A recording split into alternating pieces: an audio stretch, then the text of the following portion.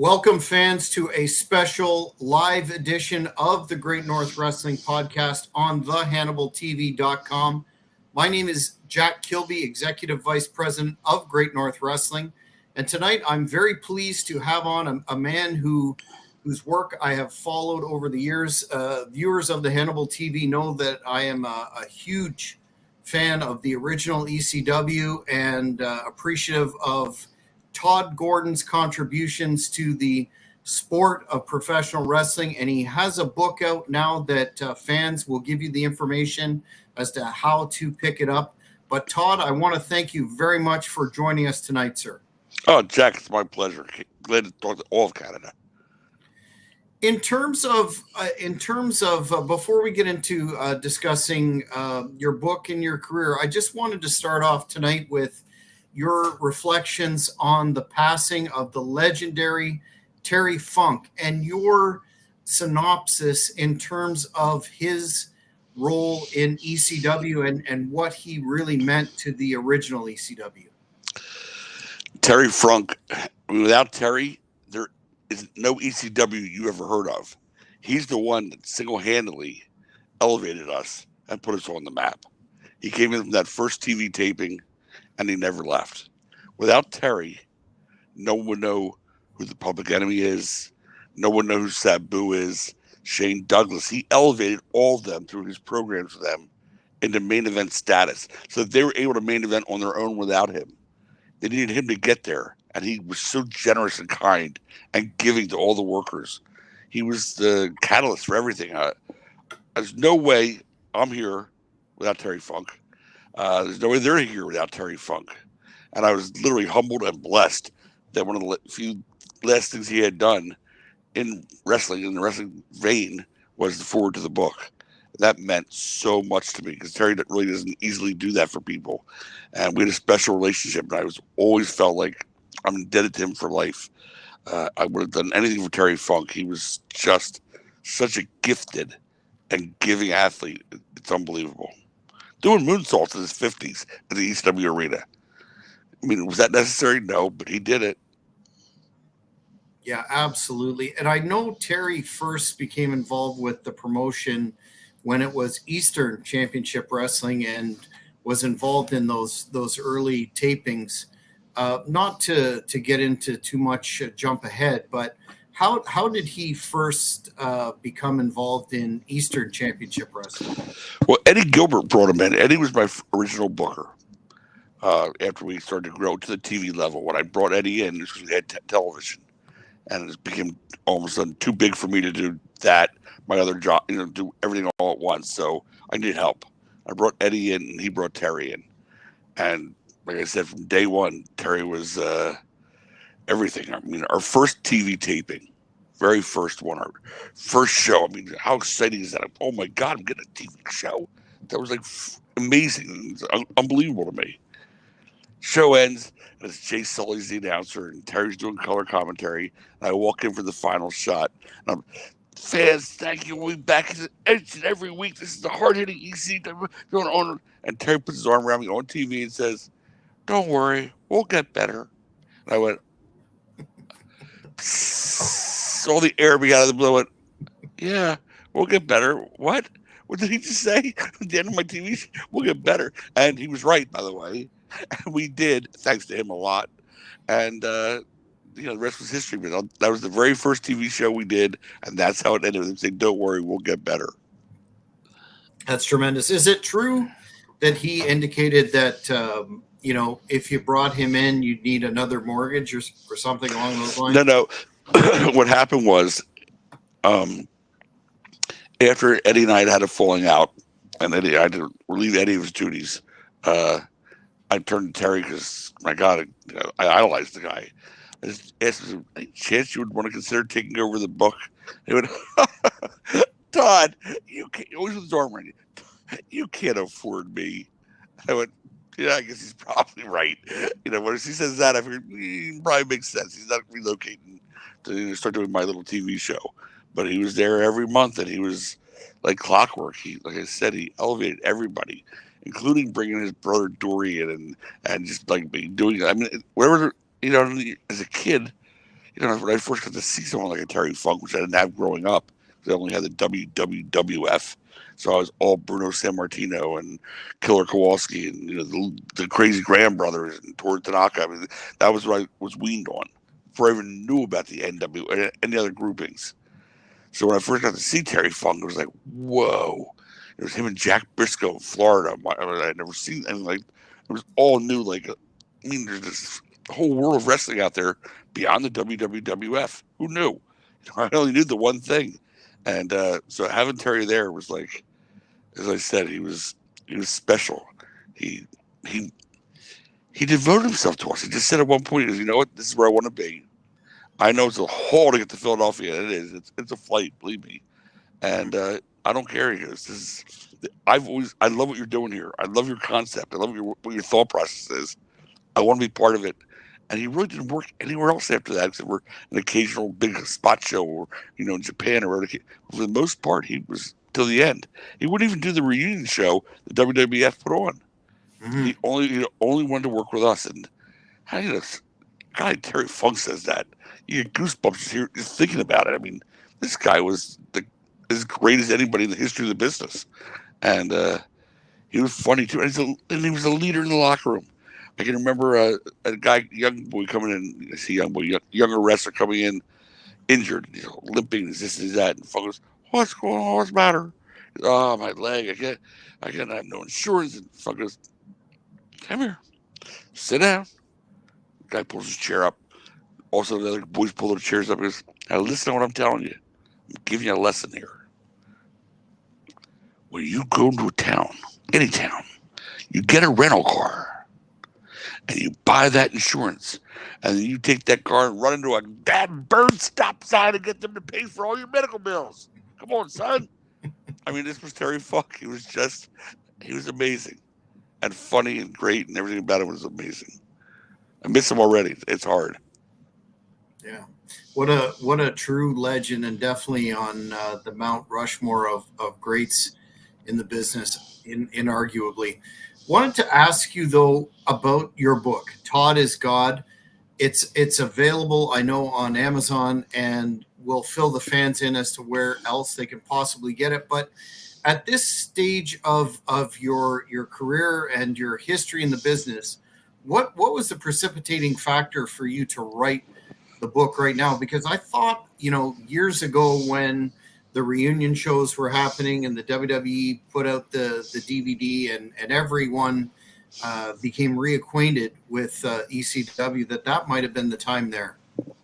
Well, I'll be honest with you. For years, it seems like every project that came out was WWE backed. The rise and fall of ECW, anything they did, it always said the same thing: the unauthorized version. Okay, why was it unauthorized? Because every video and every DVD and every book that came out, they never interviewed me once.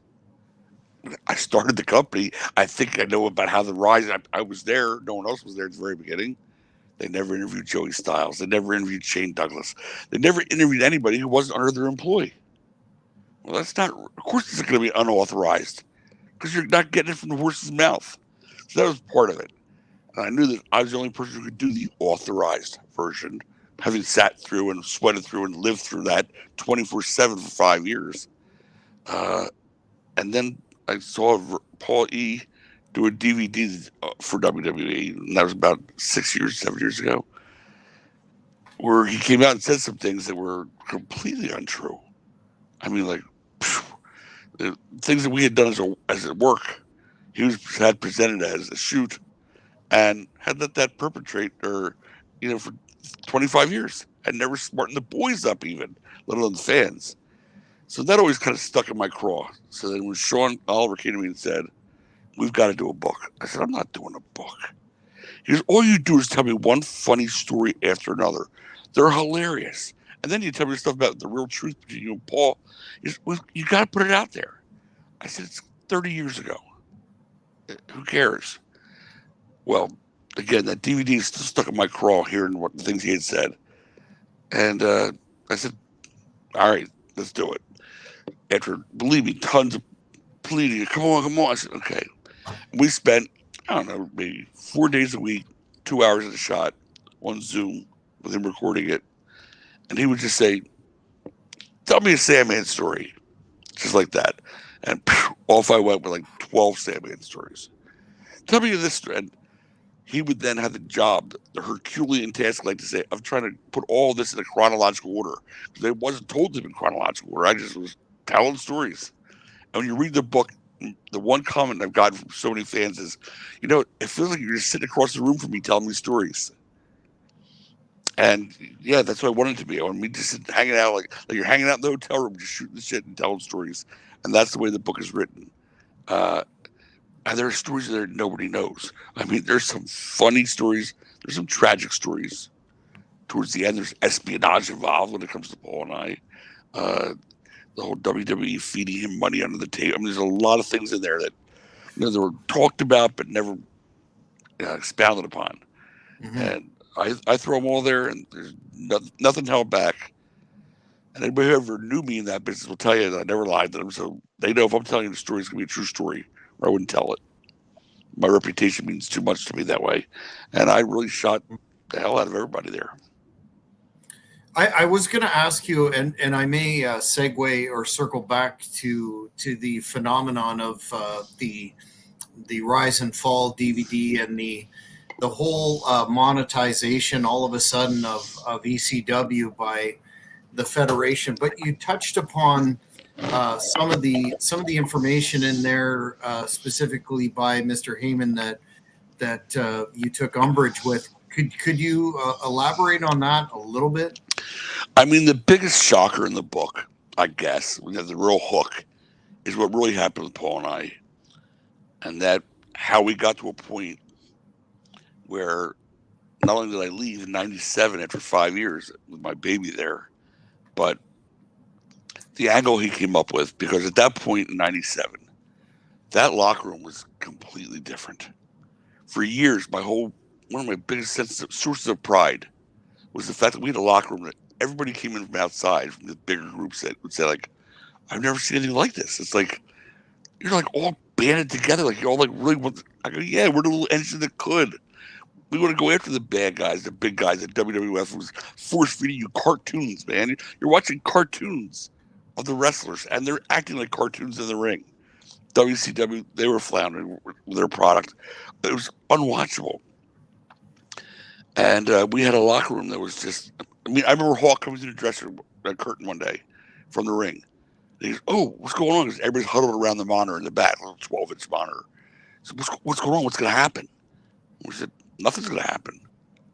He said, why is we huddled around the monitor? Because we all want to watch each other's matches and try to get, the guys were trying to help each other and help themselves. It's like it was a team. That had never been done, I guess, apparently, in a big league dressing room before. But it was. These guys were a team. How they all wore jackets, baseball jackets, matching jackets, ECW jackets. Again, guys from the big leagues had never seen that before. And Funk had his on, saying it wasn't like just the young boys who were marks. Everybody was together on this. Come '97, Paul had taken over in '95, I guess. That locker room was fractured. It was out of nowhere. Now there's cliques. There's the New York clique. There's the quote unquote Philly clique. There's the Taz clique. I guess he had his own clique. So, it was just a different locker room. And there people were trying to get out of there. I had Sabu and Fonzie and Sammy coming and going, can you do anything for me? You helped Public Enemy out, which I did. I helped Public Enemy get a deal with WCW. Because I always had an attitude, which one of the places Paul and I used to butt heads, that these guys had busted their asses for us. Like $300 a night. Sabu broke his neck making $500 a show. Now they're getting offers of hundreds of thousands of dollars. I'm like, guys, by all means, take it. Are you kidding me? Look at you. You're half broken down now, and you're young. Grab that money. And he felt that was a sign of disloyalty. If they would ever leave to go somewhere else, they're dead to me. I said, dude, he broke his neck, literally, in the ring. He's got a chance to, make some money for the first time in his life. How do you begrudge somebody for that? Now, Granted, I was very, very close with Public Enemy. I was very, very close with Sabu, and Fonzie, and Sammons. So it wasn't just that. It wasn't like they're the ones who were coming and saying, "Please help me, get me out of here. I can't do this. The checks are bouncing." So that case being the case, I did make a call or two. Uh, Nothing more than that. And Paul said, I need to get the locker room back together. It was always us against the world, but we've lost that. I said, yeah, you screwed up. He said, all right, I got an idea. We're going to sit as a mole, trying to undermine the company. And that way we get the locker room back together. We're all banding together against that, and that'll galvanize us. Now, my closest friends, who to this day still are, guys like the Sandman, Bill Alfonso, Too Cold Scorpio. I mean, they knew the deal, but they also wanted to work and get some kind of payday. So they kept their mouth shut. And the rest of the locker room was kind of kept in the dark. So I kind of sucked it up, let the rumors go as they went. And Paul was very careful never to say anything ever publicly, via interview, TV, anywhere else about me. I never said anything publicly or an interview about him when people, all the sheets would call up and say, hey, what? I got no comment. I wanted the company to keep going. I mean, my God, first of all, the only way I could get my money back that I invested in the company was for it to just keep going. So it made no sense that I would try to undermine it. The videotape library, if I wanted to bring the company down, all I got to say is, it's my library. But instead, I said, yeah, use it because you're going to need the B-rolls. You're going to have, so when you say Shane did this and that, you got to have a video of it. You got to show Shane throwing down the belt. If I take that with me, you're like back at ground zero. So anybody who would have thought it through would have said, oh, he wouldn't have done that if he really was trying to do this. But, Paul's, and then, of course, if you know Paul at all, it was, and then next year, you'll come back as the biggest heel in the history of professional wrestling. Oh my God, it's money. Hey, Paul, you have to bullshit me. I'm not one of the boys. I've seen your shtick like day in and day out. I've watched you do it, what you do, and how you do it. Don't do that to me. I'm not coming. That's not why I'm doing it. I'm leaving because I have to leave. And that was the biggest thing there that everybody thought, like, oh my God, this guy's trying to sink the company. Recently, Eric Bischoff did a whole thing on, I guess, his own podcast, where someone asked him, or his guy, Conrad, whoever, asked him about the mole situation. And he said, truthfully, I never met Todd Gordon. I think I met him at a convention recently for the first time. Yeah. He wasn't working for us. He wasn't trying to, like, everybody posts like he's working for WCW behind the scenes, the whole thing. But some of the boys ate it up. Some of the fans ate it up. And I sucked it up. And then, like I said, 25, 30 years later, I said, it's about time to tell the truth. Because that DVD, he kept that myth going. Yes. And I thought, wow, you mean he never told the New York guys, Dreamer, Taz, Bubba, he never told them? In all these years? That's what we did? Nope. And that's when that was the last time I spoke to him. We were still friends up to that point. Still speaking on the phone a couple times a week, whatever. I saw that and I was like, wow. And I know the way his mind works. I realized all the mechanizations that went into that mix.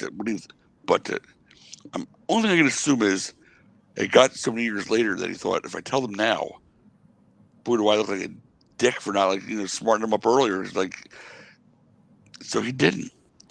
That's it. Well, it's about time the truth came. Let's tell the real story.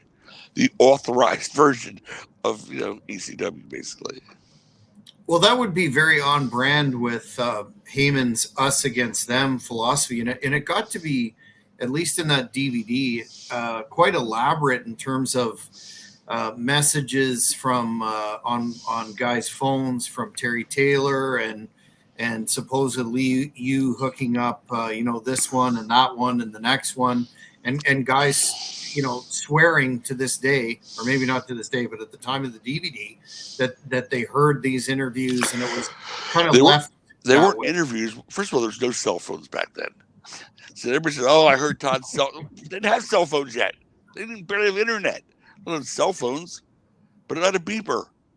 And he would, we talked together. He goes, call Terry, say, bup, bup, bup, bup, bup, bup, bup. Okay, bup, bup, bup, bup, bup, bup, bup. Whatever he's doing to play for that, I have no idea. But everything was so duplicitous and so like sneaky, and it was so unnecessary. But I did it because I thought it was helping the company. I also had a deal, to get my money back. The idea of my leaving was, I'm going to give you that tape library, and here's what I'm going to get back weekly or monthly until I am completely whole. And in fact, I had to reading the book, that I had to involve his family in that, because I really didn't trust him to make the payments, basically. So when they agreed to guarantee the payments, that's when I allowed them to take the library. But I thought I was doing something nice for my guys. I pull it out. They don't have jobs. And I was really close with a lot of these guys. I mean, like I said, to this day, I don't go 3 days without talking to Salmon. I don't go 2 days without hearing Vonzi. It's 30 years later. Never stopped. Scorpio once every 2 weeks. We're still my best friends. So you forge those kind of relationships. I couldn't see those guys being out of work. So I sucked it up and didn't think much about it. But Sean was like, he couldn't stand the fact that my legacy wasn't what he thought my legacy should be. Mm-hmm. He really did prod me. I said, Sean, I don't care. If I cared that much about it, I'd have cleared up the air 20 years ago. He said, I care. And I think there are a lot of other people that care. He goes, you did so much for so many, and you're sitting there like, they all call it Paul Heyman's ECW. Oh, yeah. That bothers me, but yeah. He goes, but it wasn't Paul Heyman's ECW. You didn't bring him in for the first. You hired him 2 years in. It was your ECW. Why do you allow that? I said, how am I going to stop it? It's sort of what it is. People see it as Paul Heyman's ECW. Well, I think in the book we dispel all that. Now, again, not in all fairness, not to take anything away from his abilities, that guy was a goddamn genius. He was amazing. So please don't take this as a hatchet job on him. I'm just talking about in terms of the legacy of the company and myself and what really happened. That's what I'm telling. No way do I diminish anything he did or accomplished and his abilities or what he did. It was how he did it. There was the issues. Yeah, and before we leave that particular subject matter, did you think at the time when the company was on its last legs and supposedly Mr. Heyman indicated that he was negotiating another TV deal after the disastrous Nashville Network fiasco, and then he showed up on Raw, and some of the individuals that you've even mentioned were shocked to see that. Were you at all surprised by you use the word duplicitous, and I think that really applies in that instance if the version of events historically is accurate? Well, again, not being there at that time, so I had already removed myself after '97. They went out of business in 2001, but of course I still always talk to the guy. And then they called me up. He says he's going to LA for to make a movie for ECW. I go, or he's going to LA to get a TV deal. I said, he's not going to LA. He's home. I just talked to him. Don't buy it. I'm saying, just go as long as you can, do the best you can. But if you stop getting paid completely, then something's going on. Now it came out later on that Jim Ross did a book, tell-all book, where he said that they were feeding him while I was still there, like $50,000 per month, like to keep the company alive. When we were dying monetarily, and it was tough because we got into some bad situations there, I didn't know anything about that money. I was the boss. And then Paul, also the DVD says, I never got paid for what I did. I worked for free. And that's true. He would say over and over again from day one when he first was there, he said, I'm only here for a couple of months. I'm going to go work with Jim Crockett, put together the WWN, this big deal. It's going to be great. And I'm only here for a couple of months. Let me bring in a couple of guys who nobody knows yet. Jason, the sexiest man on earth, the Public Enemy. Let me see if they're capable, if I can groom them to come with me to the new group. I was fine with that. That way you don't have to pay me. Well, after that Crockett thing fell through, pardon me, even though he presented it to me as, you know what? We walked in one day. He goes, guess what? I said, what? He goes, sit down. I said, I'm sitting down. He goes, I'm ECW all the way. Fuck Crockett. Done. I find out like a month later that Crockett had folded 10, like 4 to 5 weeks before he made that pronouncement to me. But that's great. That's ballsy right there. Like, I'm yours. Like, I got to do this with you. Yeah, don't mention the fact that you had no other alternative at the time. I said, Paul, you still got money. I got to pay you. He says, I don't want to get paid till you make money. I'm not like that. I can't be like that. It's not the kind of businessman I am. I said, Paul, I can't do that. I gifted him 49% of the company. Yeah. Now, the DVD just says I didn't get paid. Well, I think 49% of the company was getting paid. In fact, the day I offered it to him, he said, no, I really think I want 50%. I said, Paul, can't happen. Somebody's going to have the last word. If it's you, the building will burn down. You should be doing something crazy, shooting rockets off and shit. Someone's got to be there like to temper you a little bit. And I started the company, and I was there for years before you got there. 51.49. Free. 49%. To present yourself as someone who never got paid, when that's the real story, there's documentation to it. Like, wow, that was his Oliver twist. What can I tell you? Well, certainly your long-awaited book will set the record straight on that and many issues. I'm sure. Richie Hodkins, a fan, is asking a question that I was going to ask you. Not sticking to chronological order much tonight, but good. Was it your opinion that Vince McMahon brought back ECW to destroy the love or the passion that the fans unsuccessfully to this day have for ECW? Jack, and I'm sorry, what's the gentleman's name who wrote that? Richie, 1,000%. There's no doubt in my mind. He and everyone who worked for him would tell me he hated the fact that people were yelling ECW at his shows, especially when they played some big spot, whatever it was, table, and they yelled EC, and he hated that because it took away from what he was presenting. And who was ECW? With this little engine, and they were still yelling it. Him bringing it back was a way for, and coming out in the very first match ever with the Mummy, a cartoon character, the very antithesis of what ECW was, and he started out his first show with that. I couldn't even. I said, that's it. I'm done. One match in. I said, that son of a bitch. That's pretty smart though. And then put the belt on himself, walking around with the ECW belt, so people go, "Fuck ECW, boo, hate ECW." I mean, it was a great plan. It was a great strategy. I would have thought it would work, and yet, God bless all the fucking ECW fans, man. They wouldn't let him do it. They still continue to this day. It was like, what, 3-4 months ago, they were in Philadelphia for Monday Night Raw, and Paul came out to open the show with the Bloodline. 20,000 people. 30 years later, they were going ECW, ECW, and to try to get heat, Paul's going, ECW's dead. I think whatever he said in the ring, I don't remember. But it was I'm astounded by that. It's 2023, and they're yelling. And if that's not humbling, I don't know what humbling is, because I was sure as shit humbled.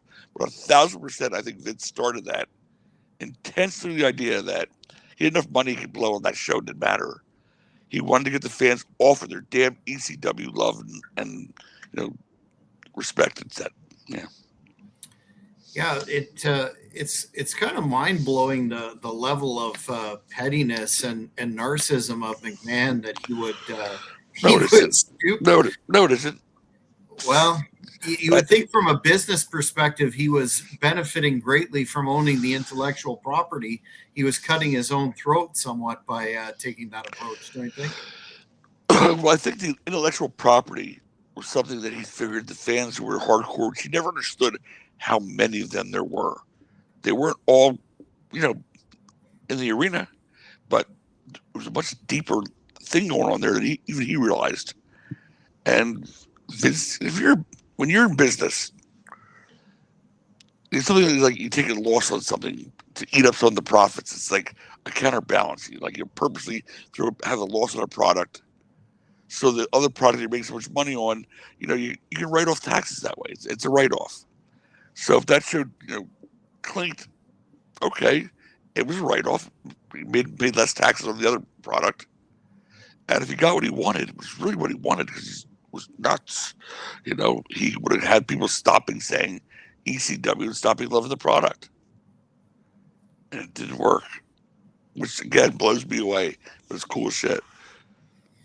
Yeah, no doubt. Perhaps McMahon didn't understand, and this is one of the questions that I wanted to ask you in terms of that special relationship that the original company had with the fans, that emotional connection that was so missing and to a lot of extent to this day misses in terms of the professional wrestling presentation.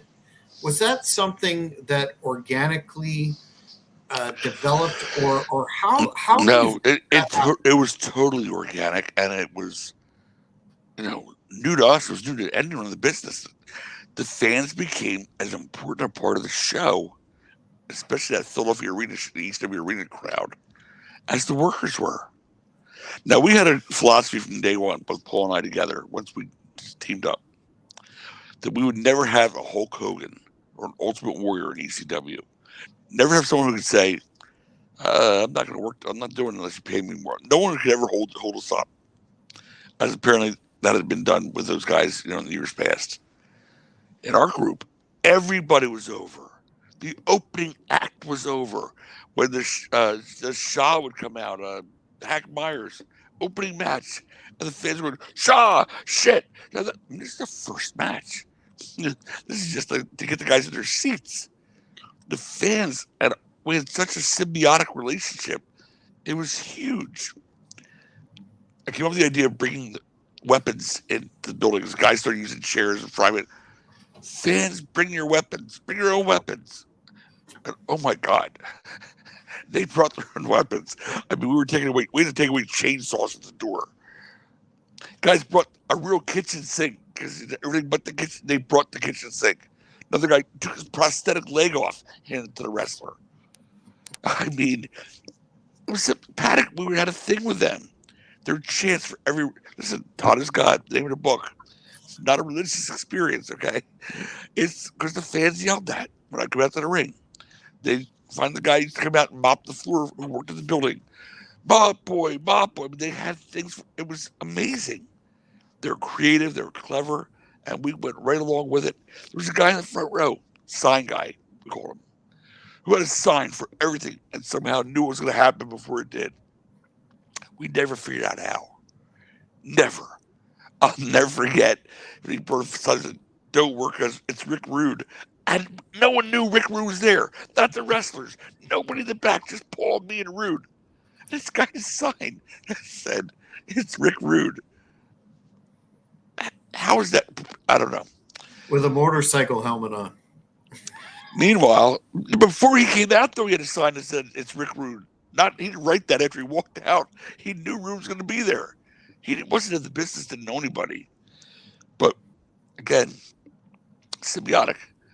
We brought out sign guy Dudley.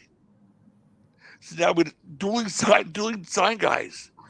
There's us playing the audience. We were playing with the audience. We loved our audience. We respected them. That was the key to ECW that people don't realize. I try to put on shows that I would want to see. I hated my intelligence being insulted. Hated it. I hated when they say, "Oh, mask versus mask, loser gets unmasked," and there's another mask going underneath it.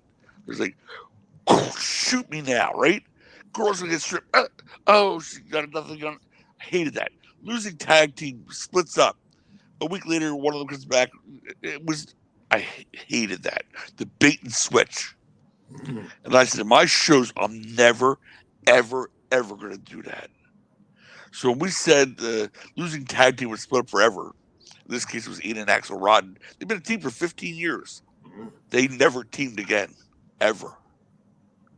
They worked against each other and had a great feud for a couple, but never teamed again. When we said a woman's going to get stripped earlier on in the night in the Eastern days, when we said someone's going to lose their top, or someone did. When we said someone's got a mask, Super Destroyers, again, early on days, someone got a mask. It's not that complicated. You promise people, here's what you're going to get for your money. Give them what you promise. It's not hard. Don't promise if you can't deliver it. So, from my experience as a fan, and I could just as easily have been in the bleachers with my bleacher bums there, because I was a fan.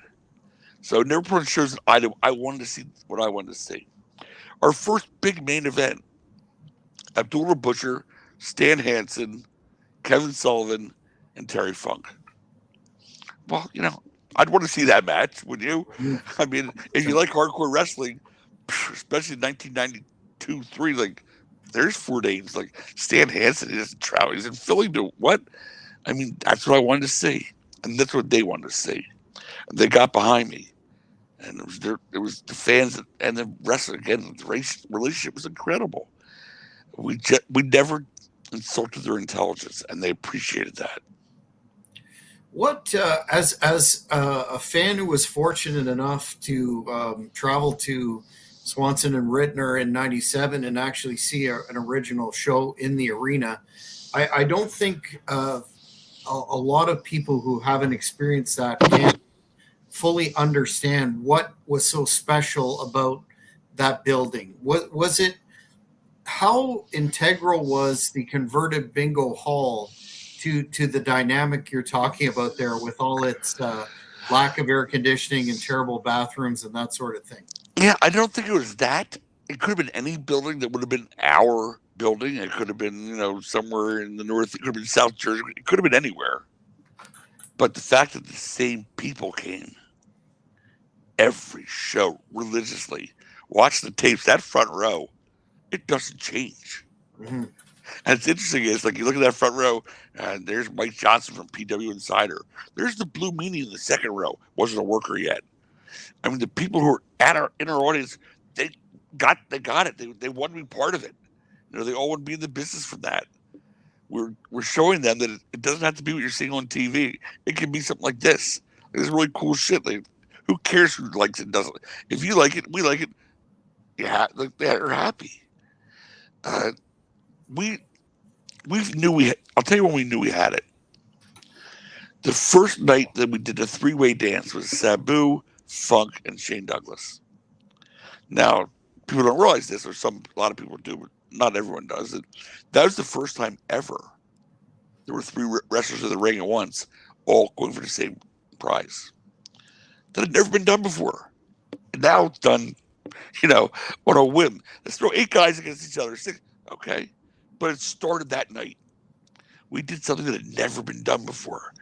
And Sherry Martel was in the match, also with Shane, and Paulie was out there with Sabu. I mean, not Sabu. Yeah, it was Sabu. And again, it had never been done before. They went 60 minutes. And that place went nuts. They didn't stop, like, standing for 60 minutes. In the book, I tell the story of Dave Shearer, who's also owns PW Insider also, said that he was staying on the bleachers next to another guy. And they get so excited towards the end, his wife fell out of the bleachers to the floor. And he goes, "Man, your wife fell." The guy goes, "Yeah, there's only 2 minutes left. It's okay." He wouldn't. There was only 2 minutes left. What?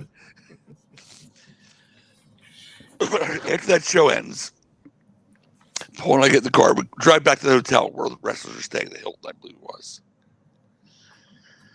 They're already in the bar. We get out of the car.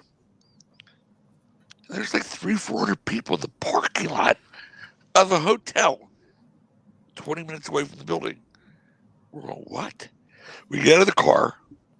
And they all start going, ECW, ECW. I mean, we both get goosebumps. We're like, what is going on here? Then they start going, thank you, Todd. Thank you, Paul. And we're going, wow.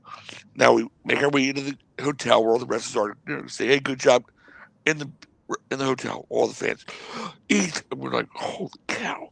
We go up to the hotel room, smoke a joint, relax, unwind. And we looked at each other, and I said, what have we got here? What's going on? He said, I don't know, but I've never seen anything like it. He said, you know what? I think we crossed the line tonight.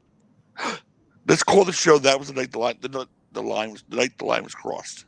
We would never name the shows until after they were over, because something might happen during the show to make us name the show, as in this case, it was the night the line. Could have been called the three-way dance. We called that tape the night the line was crossed, because we really felt right there. We felt it like we're onto something here, like big. I started how to monopolize it, how to monetize it, but this is like insane. Who gets that kind of loyalty from a fan base? And we knew we had it, lightning in a bottle there. I mean, we were the Howard Stern of wrestling. Howard Stern had an audience that would never, ever do anything but devote themselves to him full time. If we told these guys to run through a wall, the fans, they would have. We didn't do that. We weren't like having him, like Howard trying to monopolize his fan base to do this or do that to help, but we'd have to. They were just there for us. I mean, I appreciate every one of those guys. Believe me. There's not a fan I don't see who comes up to me today and goes, no, don't thank me. Thank you. Seriously, now you, come on. I appreciate what you're saying, but I thank you back. Yeah, the legacy is undeniable. David wants to know another question I was going to ask. Who is one of the hallmarks of the television product and the live product was the music in ECW. And he wants to know who was in charge of that and how the various copyright issues were. That's a good question. You still got me? You hear me? I still have it. Okay. Yes, sir. Paul was so far ahead of the curve in so many ways. He was one that came with the name Extreme. And I said, I don't know. He was listening to me in less than 2 years. There's going to be extreme everything. Extreme sports, extreme this, extreme games. How he knew that, I don't know. But we got there first and we said, all right, extreme champs. And he was right. The music.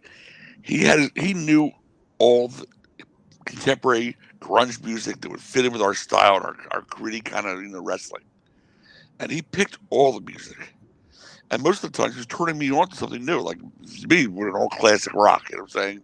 We had Desperado in there for Terry Funk, but he had all the Here Comes the Hot Step and the Jason. Like everybody's music really came from Paul. So, and I loved it. I just didn't know it. I just didn't listen to that stuff then. He was way ahead of right there, totally contemporary with everything. And people say to this day, how did you get away, or how did you afford the copyrights for that music for these giant bands? We just didn't tell them. We just used the fucking music. It was over. We loved it.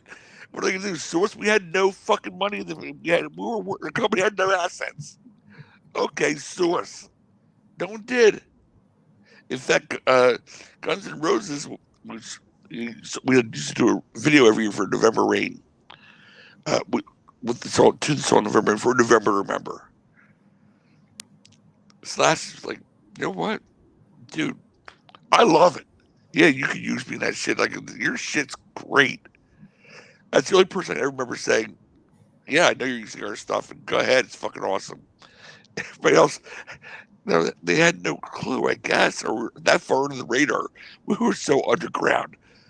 Cult, but we didn't pay for one dime for any of that music. And of course, when Vince got the library, all that music was gone. Those guys were probably going, oh yeah, now we're going to get our money back.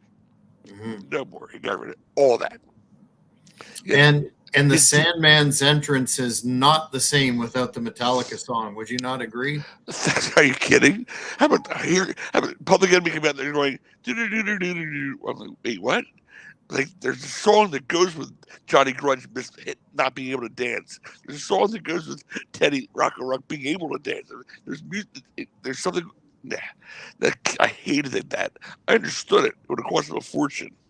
He could have afforded it. He probably would have done better with his DVD sales from ECW.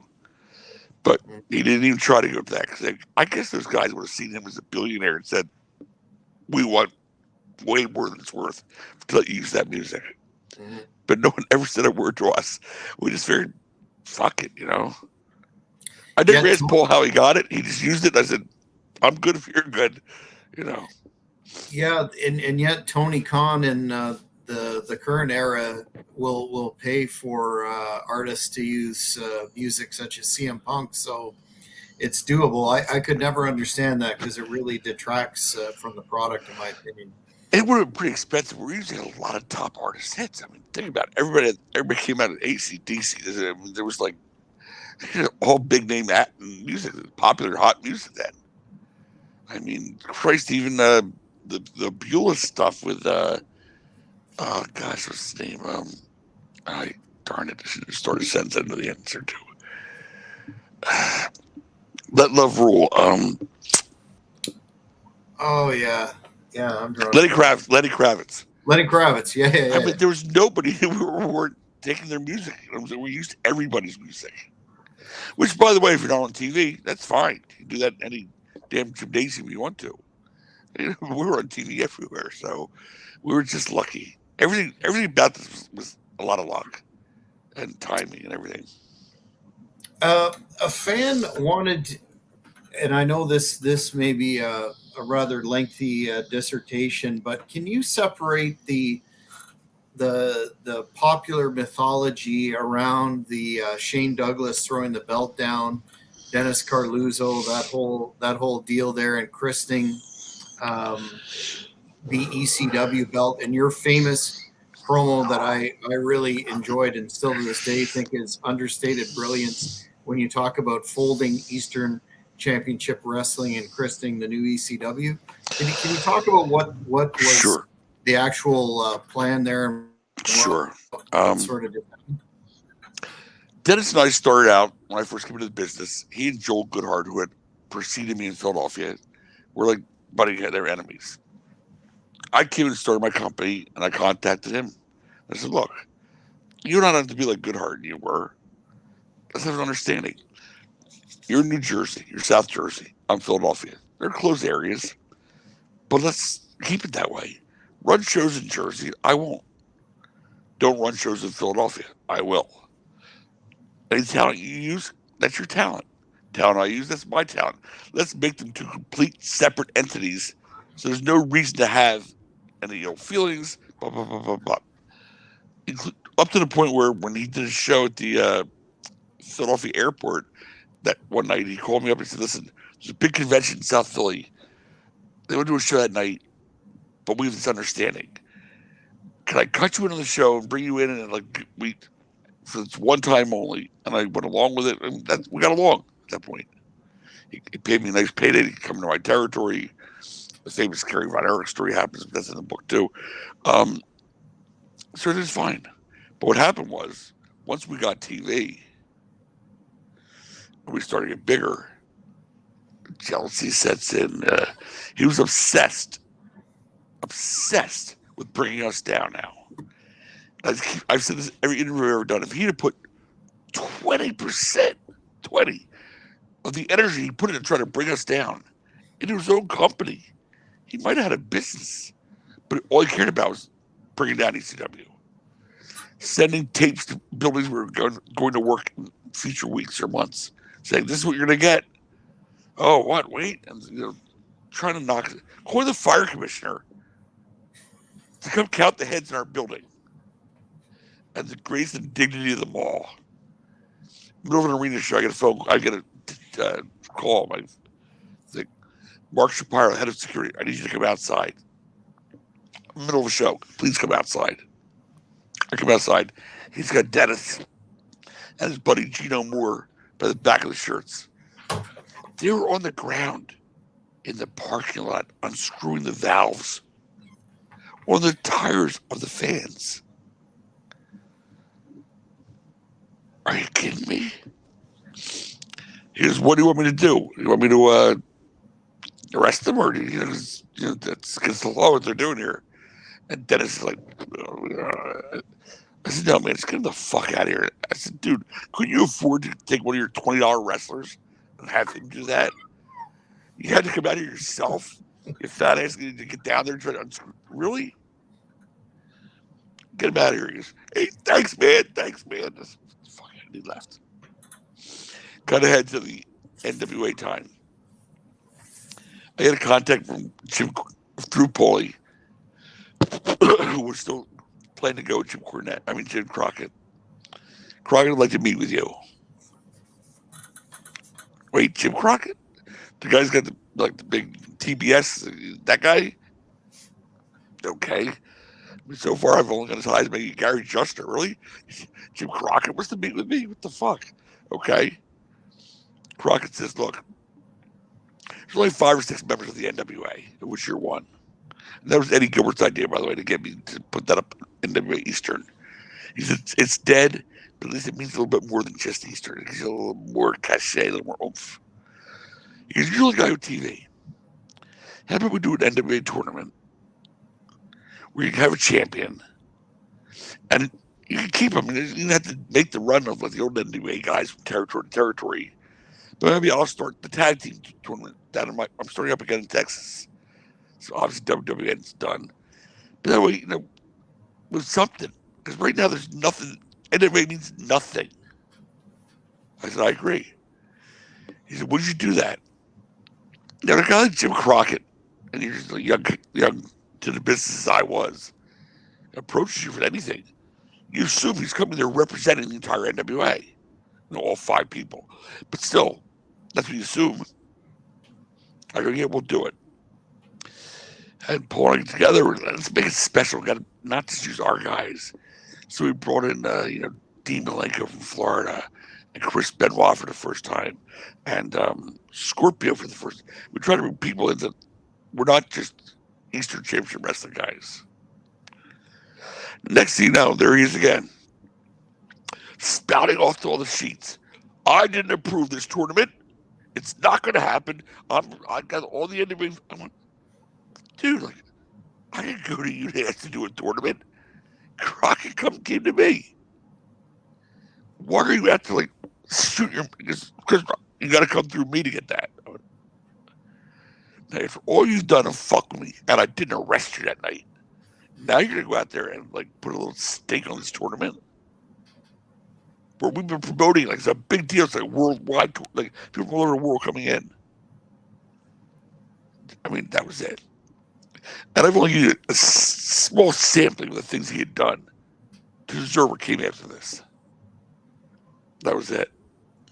So we decided, after much talking back and forth, to do the tournament, and we got Dennis to say, "Okay, we're gonna have you there. You're gonna be on TV. You and me, Dennis, our tuxes ringside. Okay, we're gonna make the peace finally." He's like, "I'm gonna be on TV." Yeah, you're gonna be on TV. Anyway, the history shows Shane won the tournament, throws the belt down and does the speech. I'm sitting at ringside at tuxedo next to Dennis, and he's going, "Hey man, he's pissing on the belt." I went, nah, no he isn't. He goes, yeah, he's pissing on the belt, man. I said, it's probably an angle or something. Don't worry about it. Show's over. We go to the back. He goes, what the fuck was the double? No, listen, Dennis, do a promo for television. Television? That's what I'm saying is television. Television? Yeah, we're going to put you on TV, man. And you're going to say, Shane Douglas, he can't throw that belt down. We'll throw goddamn Eastern Champion out of the NWA. It was he just hit a hook, line, and sinker kind of thing. He cut his promo saying, if he doesn't defend the belt, then he'll be stripped of the NWA title. Well, he had already pretty much thrown down the NWA title. He said, we'll sanction all Eastern Champions. We'll sanction you guys where you can't have anything. Blah blah blah blah. He leaves. I go, I will see you. It'll be on TV Tuesday, Saturday night. He leaves the building, and I cut that promo. I say, yeah, we quit the fucking NWA, dude. Like we're Extreme Championship Wrestling now. Like we don't need the NWA. She was right. It's a dead organization, and that was our big splash. We wanted a splash to take us from being that Eastern to a national company. How do you do that? We needed something big, and he just gave it to us. We had no idea. We were told for months how to get there. We had no thought how to do it yet. Until he opened his goddamn mouth and screaming how he's going to put us down and make us not have. Sorry, I think he just gave us a goddamn angle. He just didn't know it, and that's how we became Extreme. And that's how he was, done. That's tremendous. That background information seems to be left out of the discourse. I know. Speaking of the Forever Hardcore DVD, that event is very much debated back and forth about, was it right to do a double cross, et cetera, et cetera. But all that supporting information about Mr. Carluzzo doesn't seem to be accounted. That was the tip of the iceberg. Trust me. I remember driving to a show with Cactus Jack in my car and telling him the next, 2 weeks away, the show was canceled. Because Dennis had sent them a tape. He made me pull the car over to a payphone. There were payphones back then. So to a payphone. From a payphone, he used his own dime, which for Mick Foley, means a lot if you know him, to call Dennis Carluzzo. And started berating him and cursing at him. Like, I never heard Mick Foley talk like that. I mean, he ripped over and said, "You're taking food off my table, you motherfucker." Like, seriously. How dare you do that to me? It wasn't about you. I was just trying to, get them, Paulie and Todd. He goes, you affected me. So, like, all he did was bring heat on himself. So the stories I told was, again, the tires was the tip of the iceberg. He did so much on an everyday basis. Again, 20% of that in your own company. Maybe a bigger company. In terms of the fact that, especially during your tenure, ECW had, and you touched on Public Enemy, Taz, Sabu, relative individuals that were on the indie scene, and then you had Shane, as probably didn't get the shake that he deserved in WCW. ECW had an ability to take these talents and really prepare or showcase them in such a way that they were able to go on and do other things. What is it about the ECW environment at that time that engendered that? Was it a degree of creative freedom, or what was it that ECW did at that time that other organizations didn't do, or did they just not have faith in these talents? Well, for one thing, we listened to them. So when we get our idea where we think your character should go, what to do, they would say, well, what do you think about this? And we listen to them. And if it made sense, we say, go with that. Take that, now go with it and make it happen, that kind of thing. Like Raven, he needed very little help. Obviously, he said to Raven, I've got a better idea, Raven would say. And I'm sure he did. And Raven's one of the smartest people in the business. And if you don't believe me, you just ask him. Anyway, his podcast is certainly interesting. I will shout that one out. I love Scotty, but yeah, if you ask him, he was the smartest man in the room at all times. Good people, though. So I'll give Sandman as an example. Okay. Sandman came out for the first year in a surfer's outfit with a surfboard, and it was just like, it was not over at all. It didn't matter how good he could be or what he could do. It didn't matter. The gimmick was burying him. And one day, and I was riding with him every show. Like, we're best friends from the jump. Again, to this day. I said to Paul one day, I said, you know what? It's time to change this whole thing around. We got to give him a new person. He said, what do you have in mind? I said, I want to make him who he is. He's a barroom brawler. He's like a guy who would be a roofer, let's say, or a construction worker all day long. End of the day, goes to the bar, drinks at the bar, at the end of the bar, till somebody says something stupid, and then he gets into a fight. That's who he is. Yeah, maybe never Singapore Kane, but that's who he is. Mm-hmm. Let him be him. We don't want characters anyway. We don't want to be what we hate about the WWF is they got a guy's a dentist, the guy's a pig farmer. That's what I hate about wrestling.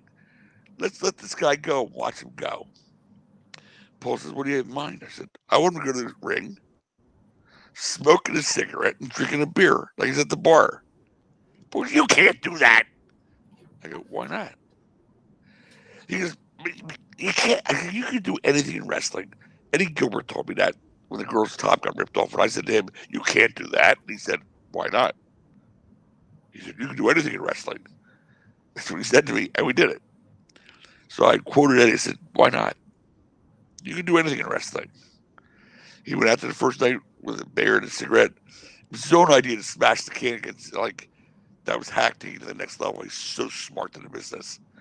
And boom, he was over for the jump. And to his credit, Paul's not going to fight the idea. He says, "Okay, I got an idea." And the next week on TV, 10, 15 years before the NWO ever did it, Sandman's segments were in black and white. The whole show's color, except for that one segment, his match, his promo, where black and white lights on, and the white smoke. I mean, it was a great visual, man. And he had a woman with him who didn't hurt either, but still, it was a great visual. And that separated him from the pack right off the bat. And he took that character, Sandman, ran with it. And he was hardcore. He wasn't, the Singapore King swinging, beer drinking, cigarette. That's who he was. And it just skyrocketed from there. And his entrance, I'd say, right there with Undertaker, the two most popular entrances or impressive in the history of the business. The entire building singing that song. Yeah. I mean, now they do it because they're fed to do that, with whoever, Sami Zayn or whoever may be. But then he just came out to the run, and the audience, they're there. And he came up with the idea himself. How about I come in from the second level? There's an entrance, like, instead of coming through the dressing room door. So he took that against Sandman and made it even better, more special. Paulie with the black and white. Me with how about cigarettes and beer? It's a collaboration. Mm-hmm. It was never one guy saying, "Here's how it has to be." We all work together. And that's literally, Sandman sums that up better than anybody. Collaboration. And so missing today in terms of, the fact that everything seems to be very, scripted to the nines and controlled. That is something that is definitely missed by old school fans. You've been extremely generous with your time. I'm cognizant of that, but I want to, before we get into, and I want to encourage the fans to pick up the book, Todd is God. We'll get that purchase information. But given the fact that without you, there would be no ECW and none of this enduring legacy that we've talked about, what are you most proud of in terms of your crucial role in that? And do you have any regrets whatsoever to this day? I'm most proud of the fact that something that I started in 1992 has people still coming up to me in 2023 thanking me for it. I'm proud of the fact that they'll tell me that they. Here you go. Summarize the one quick story. Convention in Philadelphia in December. We're big convention, ECW reunion convention. This guy walks over, maybe 60-ish, I'd say, long hair. He said, "Todd Gordon, you saved my life." I said, "I did? What did I say? I was the father instead of you?" What do you mean I saved your life? What are you talking about? He says, "No, I'm serious, man." He says, "I was suicidal. And at 1 o'clock in the morning, your show comes on, I'm watching TV. And I'm thinking about suicide that night. And I'm like, what the fuck is this?" And I'm seeing tables and chairs more. And then you left a cliffhanger at the end of that episode. I went, I gotta see what happens. I had to stay. I had to wait till the following Tuesday. I had to wait till the next week to see. I and from that point on, my whole life changed. And I didn't kill myself, obviously, because I waited a week to see what happened. And from there, my whole life changed and turned around. And like, God bless me. And that to me is like, are you kidding me? Wow. So that's what I'm most proud of. My regrets would be simply that we probably tried to run before we walked. By going on MSG Network, and going on Sunshine Network in Florida, and like the expenses being, all of a sudden from here to here before we had enough income to cover that, so that we leaked. Like we're paying $24,000 a month just for 2 networks. We weren't bringing that back in yet. I mean, God bless Japan and these guys. They're buying tapes in Japan. I'm like, how do they know about us in Japan? Because of tape traders. There was no internet. And I wish there was an internet. Can you imagine 5 years later if we'd started that? And people around the country could have spent like $5 to watch the arena shows. Would have been so solid. It would have been ridiculous. We're just too soon, just a little bit before the boom. Like I said, 5 years difference. Has there been an internet? What a difference it would have been.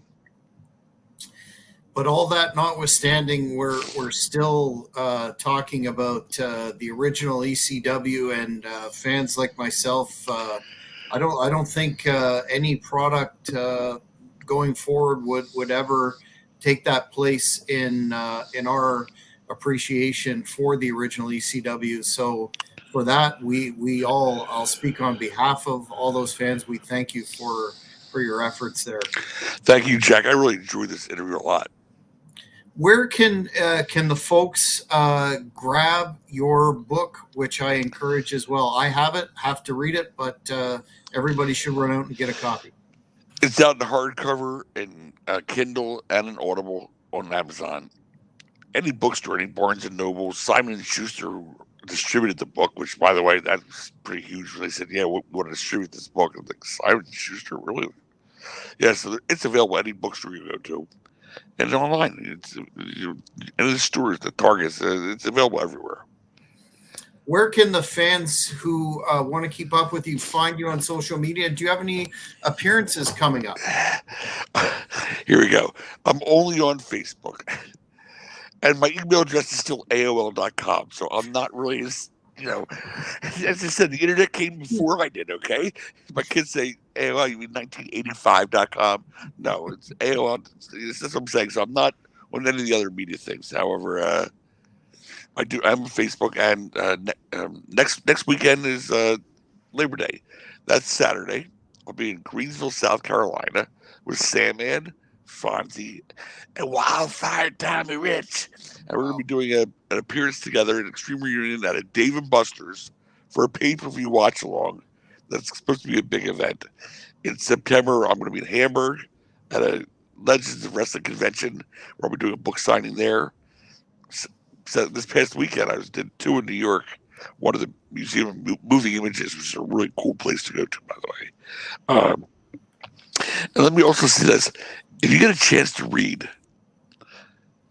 Mike Johnson's tribute, I don't want to say eulogy, I'll say tribute or recap of Terry Funk's life. It's unbelievable. The passion and it gets everything. And it's such a good read. I mean, it's an article, it's not a book, obviously, but man, I'm still on Terry. Sorry, I keep rolling back to Terry again, but yeah, it's right. I feel, yeah. So yeah, it's available anywhere books are sold, basically. Well, we will definitely keep in touch, and I feel like honestly we've just scratched the surface in terms of everything. I didn't tell you any good road stories. I didn't even tell you one good road story. Well, we have time for one if you can, if you have the time. One, okay. Your most favorite. Most favorite. Okay, we stayed at a hotel in Philadelphia called the Travel Lodge. A round hotel is like there's a number of stories high. And I always travel with Sammy and Fonzie and Scorpio. The 4 of us were the posse. And one night we're sitting in the room after the show, having a couple cocktails, smoking, whatever. And Sammy goes, "Yo, is this room 735? I go, yeah. He goes, oh my God. And he goes, jumps out of his chair, runs to the corner of the room, and he starts ripping the carpet up. I said, dude, what are you fucking doing? I'm going to pay for that shit. Are you crazy? He goes,